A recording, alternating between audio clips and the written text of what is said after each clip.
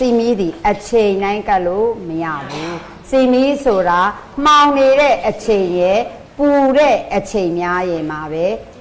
အေးတဲ့အချိန်မှာပဲကတ်ရတယ် sorry အေးတဲ့အချိန်ရဲ့မှောင်တဲ့အချိန်ရဲ့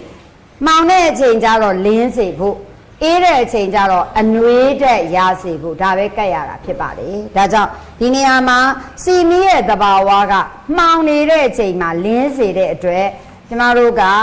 အမိုက်မောင်တွေကိုပယ်ဖြောက်တတ်တဲ့သဘာဝရှိတဲ့အတွက်ကိုကဘာလို့ဆူတောင်းရလဲဆိုရင်ကိုယ့်ရဲ့တန်တန်မှာ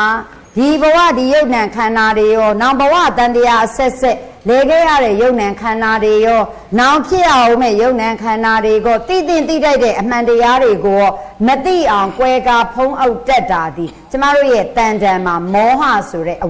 ဝိဇ္ဇာပါပဲဒါကြောင့်အဝိဇ္ဇာဒီဟုသောအမိုက်မှောင်ကိုပယ်ရှားတာကပညာဒီဟုသောဉာဏ်ဖြစ်ပါတယ်ဒါကြောင့်စီမီသည်အမိုက်မှောင်ကိုပယ်ဖြောက်သလိုဤဉာဏ်သည်လည်းအဝိဇ္ဇာဒီဟုသောအမိုက်မှောင်ကိုပယ်ဖြောက်နိုင်သောမဲ့ဉာဏ်ဖို့ဉာဏ်ရပါစေဆိုတဲ့စန္ဒနဲ့မှောင်တဲ့အချိန်မှာစီမီကတ်ရတယ်